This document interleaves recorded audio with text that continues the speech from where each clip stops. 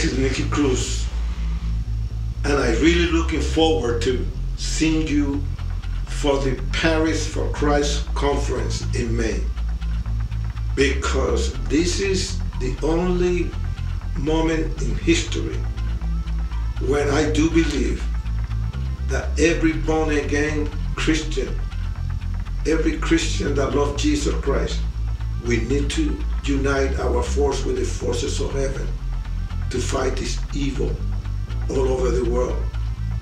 And this is started from families, countries, cities.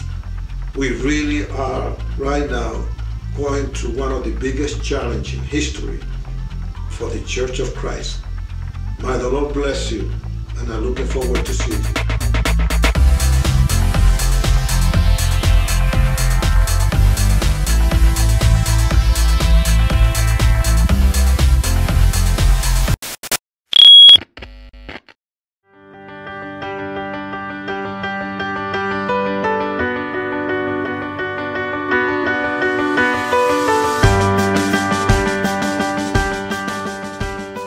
Seigneur, mon Dieu, ma prière en ce jour, c'est que tu viennes à notre secours et que tu viennes à notre aide et que tu viennes à mon aide, Seigneur, particulièrement pour partager ce message que tu as déposé sur mon cœur. Je prie vraiment, mon Dieu, mon Seigneur, que tu sois mon secours et que tu viennes parler à ton peuple.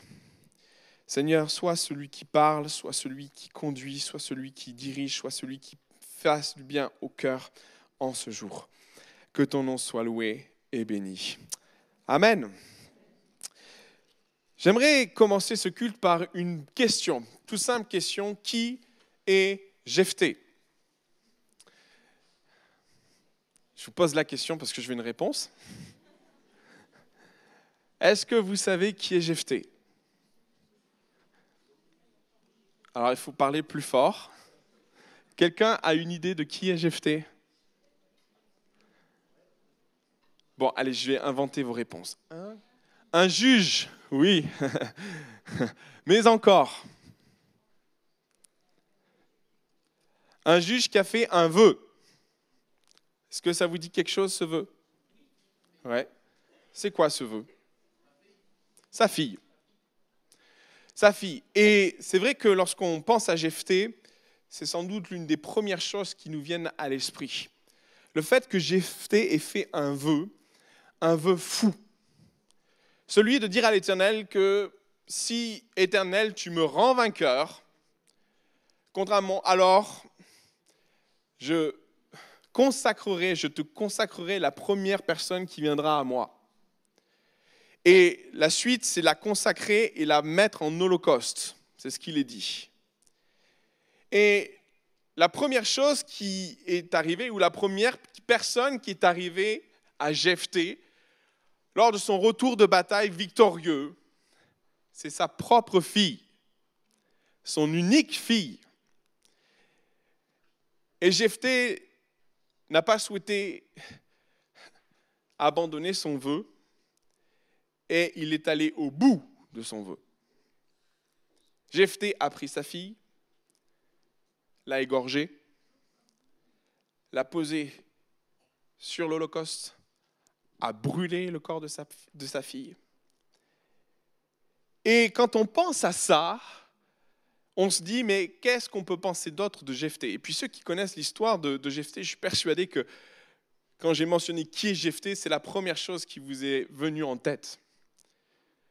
Difficile de décrocher de cet élément, et je suis convaincu d'une chose, c'est que quand Jephthé a regardé à sa vie, la seule chose qu'il pouvait voir de sa vie, c'est ça. Cette tâche indélébile, cette horreur, ce sacrifice, ce vœu stupide. Et je dis vœu stupide parce que Dieu ne lui a jamais demandé de faire ça. C'est de son initiative qu'il l'a faite. Et quand on pense à Jephthé, on pense à ça. Quand Jephthé regardait sans doute à sa vie, il ne voyait plus que ça. Seulement, vous voyez, il y a une chose qui est remarquable. C'est que quand on lit les Écritures, on a un tout autre regard de Jephthé. Prenons l'exemple de ces textes. Juge chapitre 11, verset 1er. La première des choses qui nous est dite de Jephthé, Jephthé était un vaillant héros. Et là, on se dit, est-ce que l'auteur a oublié un petit détail? Le vaillant héros a sacrifié sa fille. Vraiment. Parce que quand on est parent, vous savez, c'est une chose qu'on ne peut pas imaginer. C'est une chose qu'on ne peut pas, c'est juste impossible de décrocher de ça. Pourtant, le livre des juges, celui qui a écrit les livres des juges, on pense que c'est Samuel, ce que Samuel met en avant, ce n'est pas celui qui a sacrifié sa fille, mais il met en avant le vaillant héros. Prenons Hébreux, chapitre 11, verset 32. Et là, on pourrait se dire, est-ce que quelqu'un va bien parler de Jephthé? Et peut-être on se dit, ce texte va mettre en avant le fait que Jephthé a éventuellement sacrifié sa fille. Non! Le contexte d'Hébreux chapitre 11, vous le connaissez. C'est quoi? C'est les héros de la foi. Et là, on est encore plus perturbé. On se dit, finalement, tous les auteurs des Écritures ont eu une amnésie globale, collective, et ils ont oublié ce détail, qui n'en est pas un. Ou alors, on pourrait se dire que c'est un peu le reflet de ce que Dieu voit en nous. Qu'est-ce que Dieu voit en nous? Est-ce qu'il voit nos casseroles? Est-ce qu'il voit notre passé, nos fautes, nos transgressions, nos erreurs? Ça, c'est les hommes qui le voient. Et vous savez, quand je vous pose la question, finalement, effectivement, l'homme voit la chose terrible, mais Dieu, lui, il voit le vaillant héros. Dieu, lui, il voit le héros de la foi. Et c'est ce que j'aime dans la personne de Dieu, parce que quand il me regarde, il ne voit pas ce que j'étais, mais il voit Jésus en moi. Et pour Jephthé, c'est un peu la même chose, aussi tragique, aussi terrible, aussi horrible qu'a pu être cette décision, ce choix, ce vœu. Des milliers d'années plus tard, le livre des Hébreux voit en Jephthé un héros de la foi. Prenez le texte, c'est intéressant. On va reprendre le texte, merci. Ce que je dirais encore, que dirais-je encore? C'est le livre d'Hébreux qui dit ça. Car le temps me manquerait pour parler de Gédéon, de Barak, de Samson. Et là, on dit Amen, merci Seigneur pour tous ces hommes de foi. Et puis, Jephthé. Et puis, il poursuit de David, de Samuel, des prophètes qui, par la foi, vainquirent des royaumes, exercèrent la justice, obtinrent des promesses, fermèrent la gueule de lion, atteignirent la puissance du feu, échappèrent aux tranchants de l'épée, guérirent de leur propre maladie, furent vaillants à la guerre, mirent en fuite des armées étrangères. C'est à ce rang-là que Dieu voit Jephthé. C'est ce que Dieu voit en nous, mes frères et sœurs. Maintenant, et c'est ce qui me semble pertinent ce matin, c'est d'approfondir qui est réellement Jephthé. Si nous en avons une idée, et cette idée est faussée par le fait que nous savons ce que Jephthé va faire, ce vœu stupide. Maintenant, qu'est-ce que Dieu voit en Jephthé pour dire de lui qu'il est un vaillant héros? Qu'est-ce que Dieu voit en Jephthé pour dire qu'il est ce héros de la foi? Et pour nous, ce qui est pertinent vraiment ce matin, c'est de voir qui est véritablement Jephthé pour comprendre ce que les Écritures veulent dire quand ils parlent de lui comme un homme de foi, quand ils parlent de lui comme un vaillant guerrier. Parce que notre histoire ne se limite pas à notre erreur ou nos erreurs. Vous avez vu comme une erreur dans une vie peut éclipser tout le reste. Vous êtes d'accord avec moi? Et c'est le cas de Jephthé. Jephthé ne se résume pas au sacrifice de sa fille. La vie de Jephthé est bien plus que ça. Et vraiment, ce matin, je voudrais ouvrir le champ de notre perception de qui est Jephthé. Je voudrais qu'à un moment donné, dans notre perception de qui a été cet homme, nous puissions comprendre réellement qui il a été pour dire, oui, en effet, Jephthé était un vaillant héros. Oui, évidemment, Jephthé était cet homme de foi. Alors pour ça, il faut aller à sa rencontre. Juges, chapitre 11, verset 1er. Vous voulez bien faire la lecture avec moi? Pendant quelques instants. Jephthé, le Galadite, était un vaillant héros, nous l'avons déjà dit. Il était fils d'une femme prostituée et c'est Galad qui avait engendré Jephthé. La femme de Galad la femme légitime, et pas la prostituée de Galad, lui enfanta des fils qui, devenus grands, chassèrent Jephthé et lui dirent « Tu n'hériteras pas dans la maison de notre père, car tu es fils d'une autre femme. » Et Jephthé s'enfuit loin de ses frères et il habita dans le pays de Tob. Des gens de rien se rassemblèrent auprès de Jephthé et ils faisaient avec lui des excursions. Verset 4. Quelque temps après, les fils d'Ammon firent la guerre à Israël. Et comme les fils d'Ammon faisaient la guerre à Israël, les anciens de Galad allèrent chercher Jephthé au pays de Tob. Ils dirent à Jephthé, viens, tu seras notre chef et nous combattrons les fils d'Ammon. Jephthé répondit aux anciens de Galad, n'avez-vous pas eu de la haine pour moi et ne m'avez-vous pas chassé de la maison de mon père? Pourquoi venez-vous à moi maintenant que vous êtes dans la détresse? Les anciens de Galad dirent à Jephthé, nous revenons à toi maintenant afin que tu marches avec nous, que tu combattes les fils d'Ammon et que tu sois notre chef, celui de tous les habitants de Galad. Jephthé répondit aux anciens de Galad, si vous me ramenez pour combattre les fils d'Ammon et que l'Éternel les livre devant moi, je serai votre chef. Les anciens de Galad dirent à Jephthé que l'Éternel nous entende et qu'il juge si nous ne faisons pas ce que tu dis. Et Jephthé partit avec les anciens de Galad. Le peuple le mit à sa tête et l'établirent comme chef. Et Jephthé répéta devant l'Éternel à Mitzpa toutes les paroles qu'il avait prononcées. Amen. L'histoire de Jephthé débute mal. A priori, et c'est ce que nous dit le texte, nous comprenons, et c'est l'une des premières choses qui nous est dite, certes, Jephthé était un vaillant guerrier, mais l'une des premières choses que l'on apprend sur lui, c'est sa naissance. Et en effet, le texte est plutôt clair, il nous est dit que Jephthé était le fils d'une prostituée.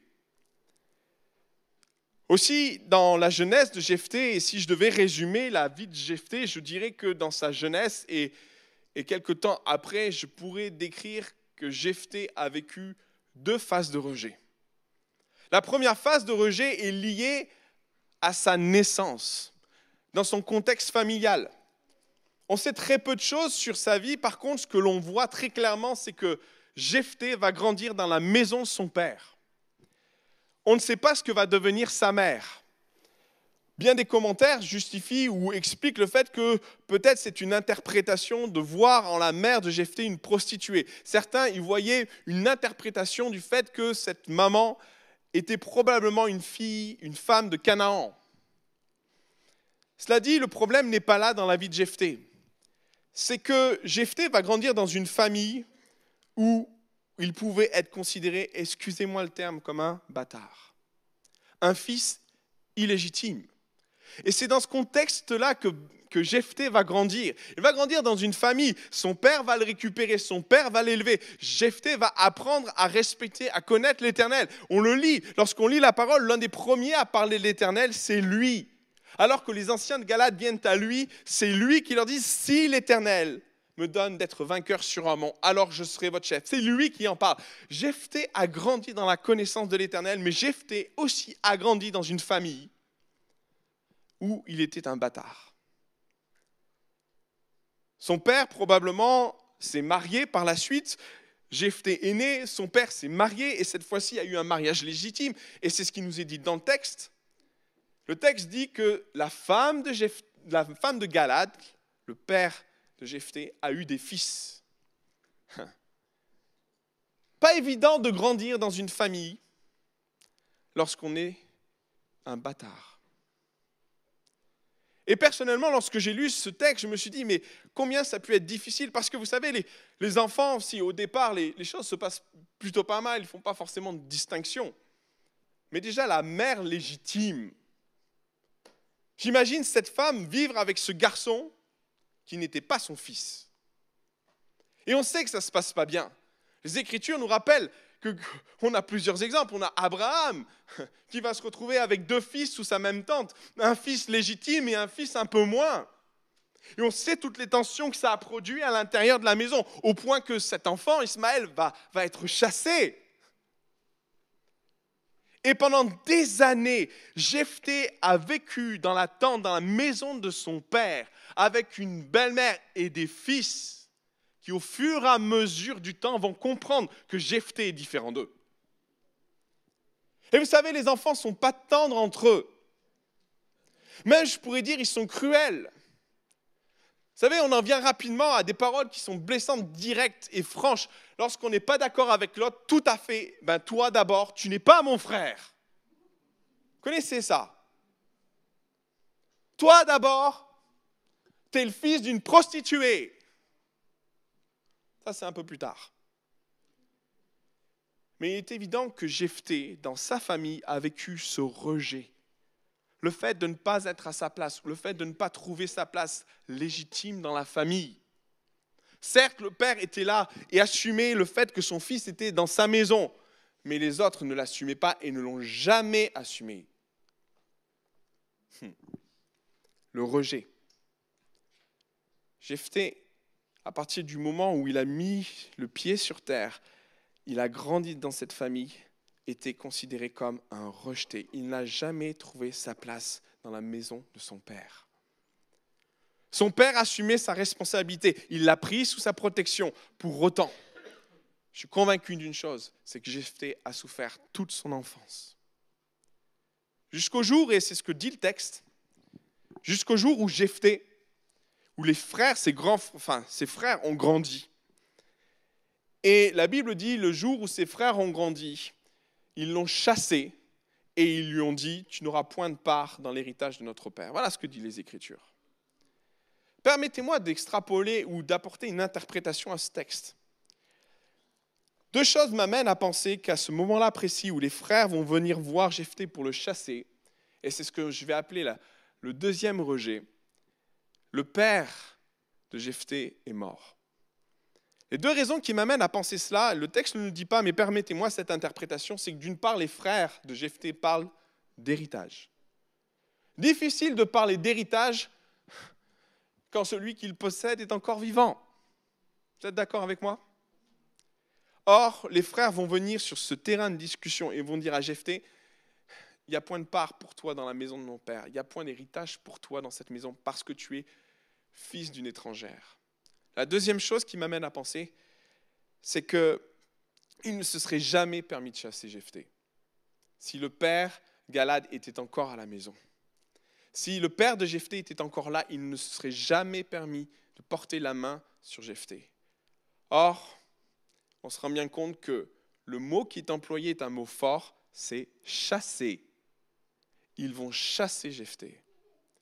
Enfin, troisième élément qui m'amène à penser ça, troisième argument qui m'amène à penser que le père de Jephthé est mort à ce moment-là, c'est qu'on ne parle plus du tout de lui. Il a disparu. Et quel père pourrait laisser partir son fils? Quel père pourrait laisser ses fils se battre de cette façon ou rejeter un d'entre eux? Je pense que le père de Jephthé n'étant plus là, Jephthé n'est plus protégé. Alors du coup, les fils légitimes en ont profité. Ils ont chassé Jephthé. Et pour moi, cette étape-là est d'une violence inouïe. Lorsque je lisais ce texte, comprenez, ce sont ses frères. Et ils vont le chasser. Lorsque je prends le texte, je creuse le texte, je me dis, mais à l'époque, ils ne chassaient pas les gens de cette façon-là. Ils ne lui disaient pas de partir. Non. Certainement que ça a dû être d'une violence, au point que le texte va dire que la seule chose que Jephthé a trouvé à faire, il s'enfuit. Vous vous enfuyez pas sans raison, mes amis. Le problème, et je le crois, c'est que les frères de Jephthé sont arrivés à un point où comment éliminer leur frère, comment le faire disparaître? Parce que vous savez, il y avait des enjeux. Jephthé était peut-être l'aîné de la famille, mais il n'était pas l'aîné légitime. Et quand arrivent les questions d'héritage, les requins viennent aussi. Ouais, hein? Et là, pour le coup, dans la vie de Jephthé, c'est ce qui s'est passé. Le père est mort, il y a un héritage à avoir, il y a quelque chose à se partager. Qu'est-ce que font les fils légitimes? Virons l'aîné, il a la double part. Et récupérons-la. Aussi, qu'est-ce qui va se passer pour Jephthé? Deuxième véritable rejet. Le premier rejet était un rejet quotidien, constant, latent, présent chaque jour, par une petite parole blessante rappelant qui il était. Tu es le fils bâtard de la famille. Tu n'as pas de légitimité au milieu de nous. Le deuxième rejet est beaucoup plus direct, beaucoup plus violent et amène Jephthé à fuir. Aujourd'hui, on étudie de plus en plus les conséquences que peuvent avoir le rejet dans les vies. Et au nombre de celles-ci, on pourrait parler le manque de confiance en soi. On pourrait dire, mais finalement, Jephthé, dans quel état il est? Le manque de confiance en soi. Il y a aussi le fait de s'isoler, difficulté avec la société, difficulté à se bâtir, difficulté à se construire, difficulté à envisager un avenir, difficulté à avancer. Toutes ces listes de problèmes, nous pourrions éventuellement les retrouver chez Jephthé. Et quand j'ai lu ce texte et quand j'ai compris ce que Jephthé avait subi, le deuxième assaut, la deuxième attaque que sa famille va proférer contre lui, je me suis dit, mais dans quel état allait être Jephthé? Comment Jephthé allait pouvoir se bâtir, rejeter de sa propre famille, rejeter des siens, abandonner tous? Et vous savez, dans cette situation-là, c'est clair, quand Jephthé s'en va, il part avec rien, il n'a rien avec lui, il ne sait pas où aller, sa famille, elle est là, non, elle n'en veut plus. Il n'est pas vraiment d'Israël, il n'est pas vraiment de Canaan. Où est votre place? Jephthé s'en va. Et je me suis dit, mais pauvre homme, dans quel état devait-il être? Dans quel état spirituel, moral devait-il être lorsqu'il va finir par partir de chez lui, chassé, obligé de s'enfuir parce que ses frères cherchent à attenter à sa vie? Disons les choses telles qu'elles sont. Lorsqu'il le chasse, ce n'est pas avec des paroles. Lorsqu'il le chasse, il le maltraite et il l'oblige à partir. Au point que la seule solution pour lui pour survivre, c'est s'enfuir. Comment un homme peut se bâtir? Comment un homme peut construire sa vie lorsqu'il a vécu ça, rejeter des siens? Alors je me suis dit, comment Jephthé va s'en sortir? Qu'est-ce que devenu Jephthé? Le texte nous le dit. Si on peut afficher le texte, ça serait bien. Juge chapitre 11, verset 3. Et Jephthé s'enfuit loin de ses frères, et il habita dans le pays de Tob. Des gens de rien se rassemblèrent auprès de Jephthé, et ils faisaient avec lui des excursions. Lorsque je lis ce texte, je n'ai pas le sentiment d'avoir quelqu'un de désespéré, d'anéanti, de brisé. J'ai le sentiment d'avoir quelqu'un qui a pris sa vie en main. J'ai le sentiment d'avoir quelqu'un qui a attiré des gens à lui. Oh, des gens de rien, certes.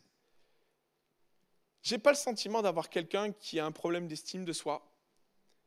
Il est devenu chef, alors d'un groupe de gens particuliers, certes, mais qu'il dirige, qu'il mène au combat, avec lesquels il fait des excursions et avec lesquels il remporte des batailles. Et vous savez, il y a ce paradoxe, lorsque je regarde ce texte, je me dis, waouh, Jephthé, rejeté de multiples fois, et je retrouve un Jephthé plutôt bien installé, plutôt conquérant, pas forcément avec un manque de confiance en lui, au contrôle d'une petite armée avec laquelle il remporte des victoires, à tel point que les anciens de sa propre tribu ont entendu parler de lui. Hey, c'est Jephthé qui remporte des victoires. C'est Jephthé qui fait des excursions, à tel point qu'ils vont aller le chercher quelques versets plus loin. Le paradoxe est là. Comment expliquer Jephthé? Comment expliquer un Jephthé rejeté et quelques versets plus loin, on a un Jephthé conquérant? C'est paradoxal, n'est-ce pas? On pourrait voir là-dedans quelque chose de bizarre, d'anormal. Mais très honnêtement, qu'est-ce qu'il y a de surprenant avec Dieu? Parce que Dieu est dans l'histoire, parce que Dieu fait d'un rejeté un conquérant. Parce que Dieu peut faire d'un rejeté un choisi. Et moi, c'est ce que j'aime dans la personne de Dieu. Et c'est ce que je vois dans le personnage de Jephthé. Aussi troublant que puisse être le changement, aussi troublant de passer du rejeté à celui qui est conquérant, c'est ce que Jephthé va vivre. Alors du coup, toute ma perception de l'histoire de Jephthé était bousculée, parce que je me suis dit, mais comment on en arrive là? Comment on passe d'un Jephthé rejeté, abandonné tous, à un Jephthé conquérant, sûr de lui, partant à la guerre? Le Seigneur m'a dit, il y a un détail que tu n'as pas saisi. Le deuxième rejet. Le jour où ses frères sont venus voir Jephthé pour le chasser, ce jour-là, c'est le jour où l'Éternel a sauvé Jephthé. Ma perception de ce rendez-vous, ma perception de cette situation était faussée par la violence de ce jour-là où les frères de Jephthé ont chassé Jephthé. Mais quand j'ai compris ce que Dieu a fait ce jour-là, parce que Dieu s'est servi de ce deuxième rejet pour sauver Jephthé. Difficile de dire amen à ça. Maintenant, c'est ce qui s'est passé. Comprenez, Jephthé avait besoin de sortir de son contexte familial pour devenir le guerrier qu'il allait être. Et c'est à ce prix que Jephthé est devenu le vaillant guerrier. Jephthé a été sauvé le jour où Dieu a permis qu'il soit chassé de sa famille. Et des fois on dit, Seigneur, mais pourquoi tu permets ceci? Pourquoi tu permets cela? Pourquoi tu permets le rejet? Pourquoi tu permets que cette porte se ferme? Pourquoi tu permets... Dieu est en train de te sauver. Dieu est en train de te sauver. Si ta vie est entre les mains de Dieu, Dieu est en train de sauver. Il est en train d'éviter une situation catastrophique. Et permettez-moi de développer ça parce que ce matin, je pourrais dire bien des choses là-dessus. Mais le fait que Jephthé ait été rejeté, Dieu a sauvé Jephthé d'un contexte familial toxique qui allait le détruire. Jephthé a grandi dans une famille où on le considérait comme un bâtard. Jephthé a grandi dans une famille où il n'avait pas de place. Et c'était quotidiennement que Jephthé entendait ça. Oh, ça a pris un climat, ça arrivait à un moment donné à un maximum où ses frères sont venus, mais l'agonie, la souffrance de Jephthé était continue. Et Jephthé a grandi là-dedans. Il n'a pas connu autre chose que ça. Et vous savez, quand on ne connaît pas autre chose, on ne se pose pas la question de savoir s'il y a meilleur. C'est notre univers, c'est là-dedans qu'on a vécu, c'est là-dedans qu'on a grandi. Mais c'est une fois sorti qu'on respire. Seulement faut-il pouvoir le faire, mes amis.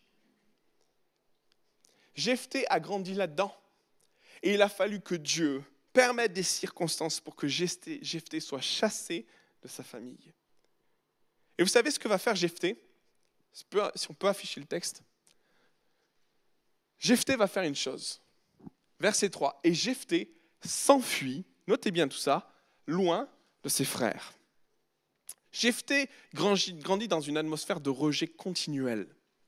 Ok, Dieu permet qu'au travers de circonstances, ses frères le chassent. Ok, que fait Jephthé? Il fuit. Très bien, mais il fuit comment? Loin de ses frères. Et là, c'est une des premières clés de compréhension du rétablissement de Jephthé. Parce que l'idée qui est associée de ça, dans ça, et je voudrais vraiment communiquer ça ce matin, c'est que lorsqu'on est dans le rejet, il faut en sortir, mes amis. Lorsqu'on vit dans le rejet, il faut en sortir. Et je veux dire, pas simplement en sortir de manière minimaliste. Jephthé, quand il va s'enfuir, il va partir loin de ses frères. La bonne question que je pourrais poser ce matin, si tu vis le rejet au quotidien, si tu vis le rejet tous les jours, est-ce que tu es prêt à partir? Parce qu'autrement, ça va te tuer. Parce qu'autrement, ça va anéantir ta vie, ce que Dieu a investi en toi. Le rejet est destructeur, il est toxique pour ta santé spirituelle. Et ce que j'aime dans l'attitude de Jephthé, c'est qu'il a mis suffisamment de distance avec sa famille pour que le rejet ne le rattrape jamais. Ouais. Il partit loin de ses frères. Il fuit loin de ses frères. Et c'est une chose importante pour passer un cap dans notre vie spirituelle. Lorsqu'on vit le rejet, il faut prendre la décision de fuir. Fuis, laisse le rejet loin de toi. Autant celui qui peut avoir des répercussions après que celui que tu vis au quotidien. Et Jephthé a fait ce choix. Il n'a pas vraiment forcément eu le choix parce qu'il a dû fuir. Mais là où je trouve qu'il a fait un choix judiciaire, c'est de partir loin d'eux. Si tu fuis le rejet, sois bien sûr qu'il ne te rattrape jamais. Ni physiquement, ni dans ta tête, ni dans ton esprit. Il y a une position à prendre ce matin par rapport au rejet, par rapport à ce que tu as vécu, par rapport aux situations qui ont pu être décrites. c'est de te mettre à distance de celui-ci. Car il est toxique pour toi, comme il pouvait être toxique pour Jephthé. Et ce que Dieu a permis ce jour-là, c'est de le chasser, afin que Jephthé fuit. Fuiras-tu? Je pose la question parce que la fuite de Jephthé a été compliquée. Jephthé n'est pas parti tout seul. Lorsque je lis le texte, et vous êtes d'accord avec moi, lorsqu'on lit le texte, il a fallu que ses frères le chassent pour qu'il parte. Je me suis souvent dit, mais pourquoi Jephthé est resté? Pourquoi Jephthé est encore resté? Pourquoi il n'est pas parti quand son père est décédé? Pourquoi il n'a pas fait le choix de tout quitter et de recommencer sa vie? Deuxième point. Ça va s'afficher. L'une des situations où Dieu l'a sauvé d'une situation où il ne pouvait se sortir lui-même. Verset 2, lisez avec moi. Tu n'hériteras pas, voici ce que les frères vont dire à Jephthé. Tu n'hériteras pas de la maison de notre père. Des fois, on a du mal à partir, malgré le contexte toxique, parce qu'on a un intérêt à y être. Jephthé avait un intérêt à y être, l'héritage. Oh, par moments, ça peut être un héritage. Par moments, ça peut être des sentiments. Par moments, ça peut être un intérêt particulier, un avantage que tu peux avoir, qui fait que tu supportes le contexte toxique dans lequel tu es. Et tu te dis, je m'accroche parce qu'il y a ça. Les frères de Jephthé vont être clairs. Tu n'as point de part dans l'héritage de notre père. Point. Ça a été décisif pour Jephthé, il a fui. Plus rien ne le retenait. Et des fois, mon ami, Dieu va permettre que tu sois chassé. Dieu va permettre que tu sois rejeté pour que tu laisses ce qui te maintient dans le toxique. Oh, des fois, c'est facile de lâcher prise. Autant des fois, on est tellement accroché qu'on n'en partira jamais. Et c'était le cas de Jephthé. Il a fallu que Dieu utilise l'instrument du rejet dans sa vie pour amener Jephthé à décrocher. Ouais. C'est pas si évident que ça de décrocher. Le lâcher prise. On parle souvent, il faut lâcher prise, il faut lâcher. Des fois, on lâche pas prise. C'est pas vrai. Et il faut que Dieu applique un instrument qui s'appelle le rejet dans nos vies pour qu'à un moment donné, on abandonne. Et si Dieu était en train de te dire ce matin, abandonne l'héritage parce que tu vas mourir avec. Abandonne l'héritage parce qu'il te maintient dans une situation toxique où tu es en train de mourir à petit feu. Autrement, et Dieu est capable de faire ça, d'appliquer l'instrument rejet pour que tu comprennes et pour que tu vives ce que Dieu veut t'amener réellement à vivre. Parce que ça, c'est le troisième point et c'est peut-être le plus beau. Dieu va sauver Jephthé d'un faux plan. Et si Jephthé était resté chez ses frères, il ne serait jamais devenu le héros qu'il allait devenir. Il ne serait jamais devenu le héros de la foi qu'il allait devenir. Parce que chez ses frères, il allait être encore dans cette atmosphère spirituelle lourde, dans cette atmosphère où il est rejeté continuellement. Comment peut-on s'épanouir? Comment peut-on devenir ce qu'on est appelé à être dans une atmosphère où on est rabaissé constamment? Et c'est ce que Dieu a vu. Et quand Dieu applique le rejet dans la vie de Jephthé, c'est pour le sauver. Et par moments, dans notre perception de ce que Dieu fait, dans la perception du rejet, on y voit une attaque de l'adversaire. Dieu est juste en train de te sortir de là. Parce que tu ne peux pas sortir toi-même.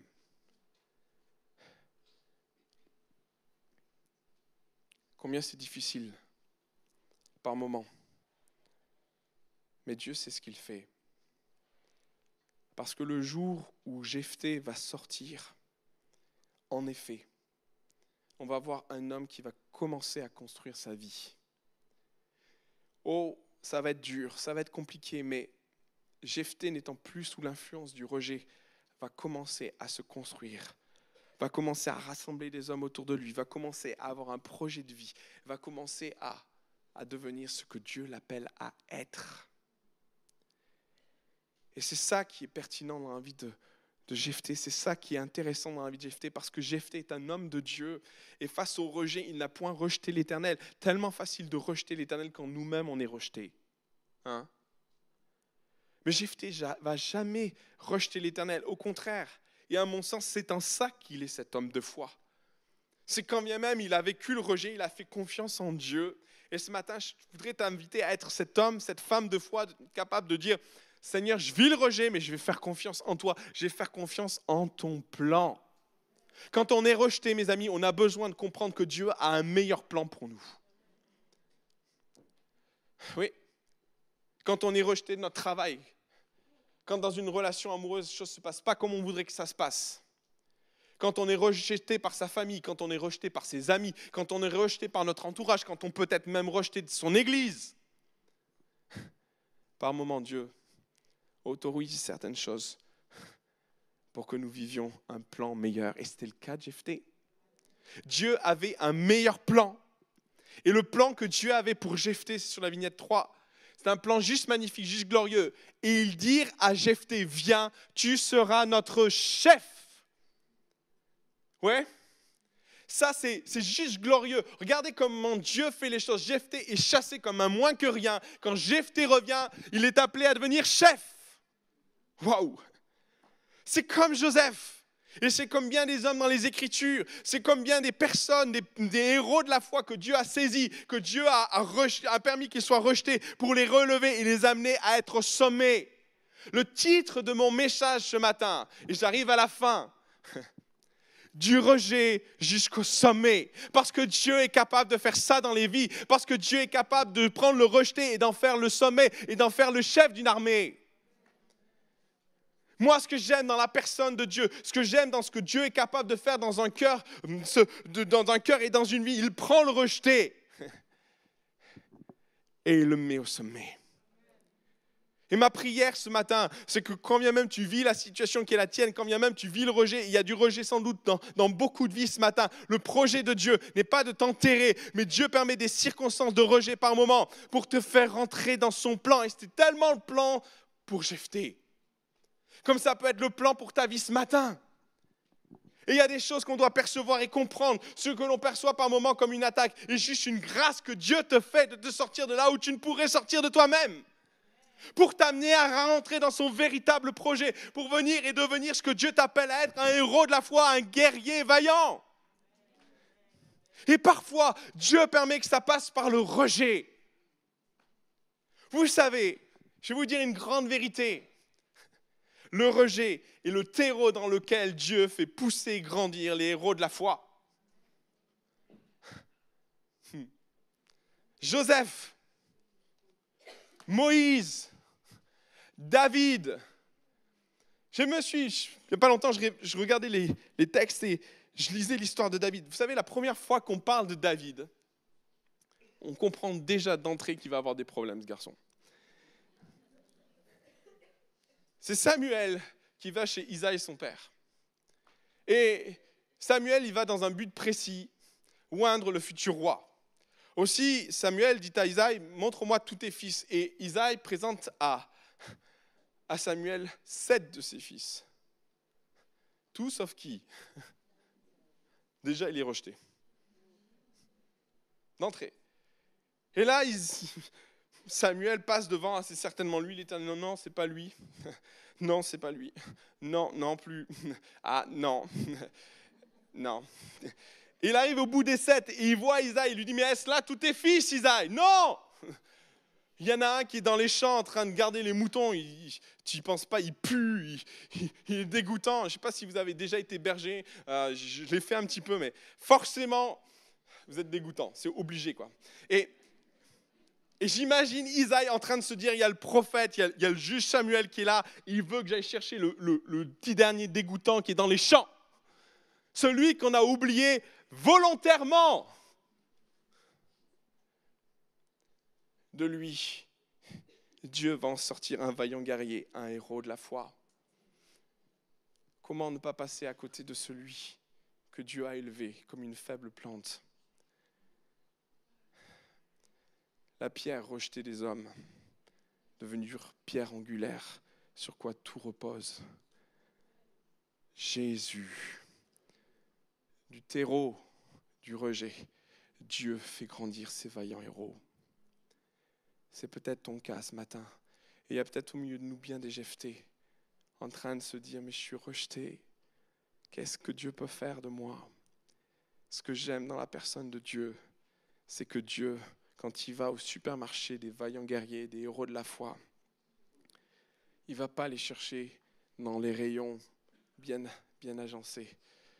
Vous savez, vous avez toujours le coin des bonnes affaires,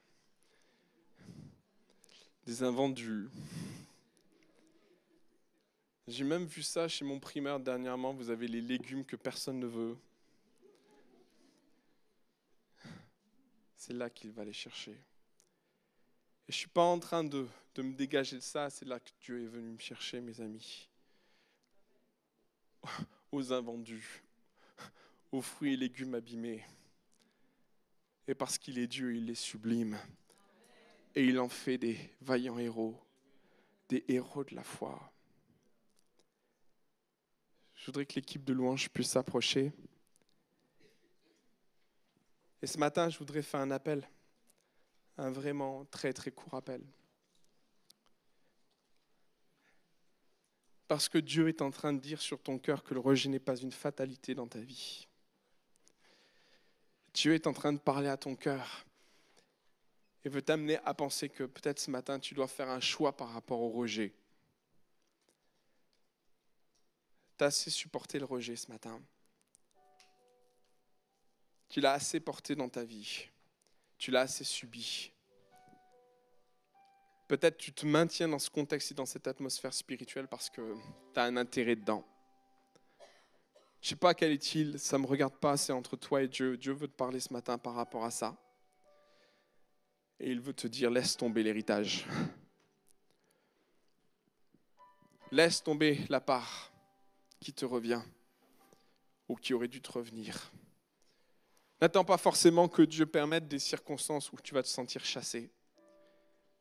Il y a peut-être un choix que tu peux faire déjà de fuir le rejet et de te mettre à distance de celui-ci.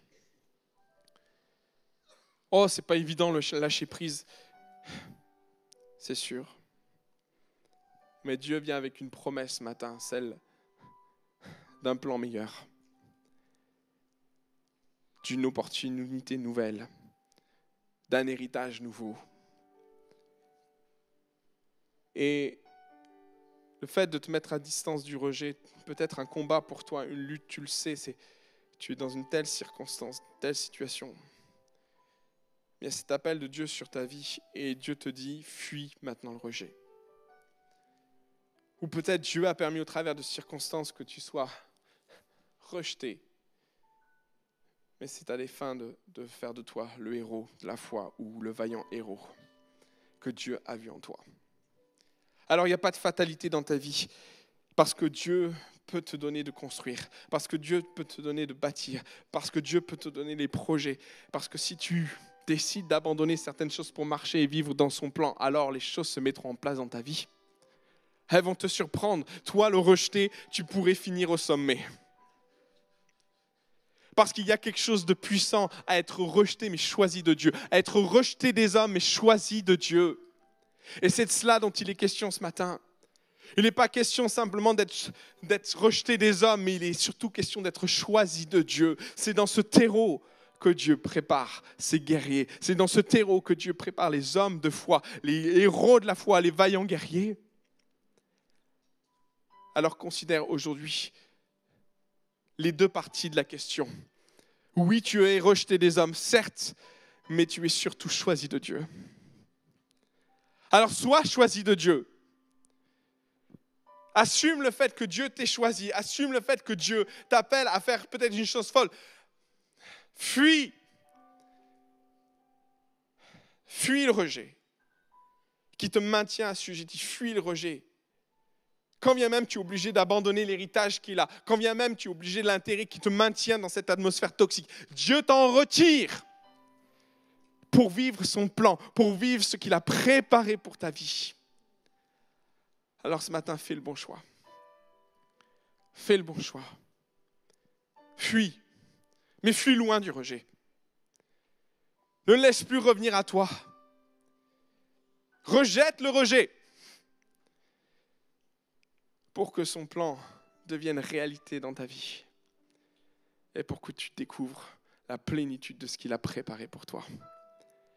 Alors ce matin, je voudrais faire un appel avec toi. Je vous invite mes frères et sœurs à garder nos têtes baissées et laisser ceux qui veulent fuir le rejet et dire Seigneur, je ne veux pas simplement être rejeté des hommes, mais je veux être choisi de Dieu. Sois choisi de Dieu. Ne sois pas rejeté des hommes. Tu as pu l'être, mais Dieu veut t'identifier ce matin comme celui qui est choisi de Dieu.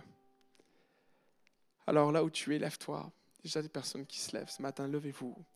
Je veux prier avec vous. Je veux prier avec vous parce qu'il y a peut-être des choix, des décisions à prendre bientôt. Il y a des réalités qui sont là. Il y a des intérêts qui sont là, qui font réfléchir et qui nous amènent à dire c'est pas si évident que ça de le lâcher prise. Je suis d'accord. C'est pour ça d'ailleurs que Dieu a arraché Jephthé de sa famille. Maintenant, tu peux aussi faire le choix de dire Seigneur, je veux sortir du rejet. Le contexte de rejet. Et surtout, ne l'emporte pas avec toi. Laisse-le en ce jour et ne le reprends plus. Fuis loin de celui-ci pour découvrir ce que Dieu t'appelle à être. Ce matin, on va prier ensemble. Je voudrais inviter l'Église à prier avec moi. Vous voulez bien ?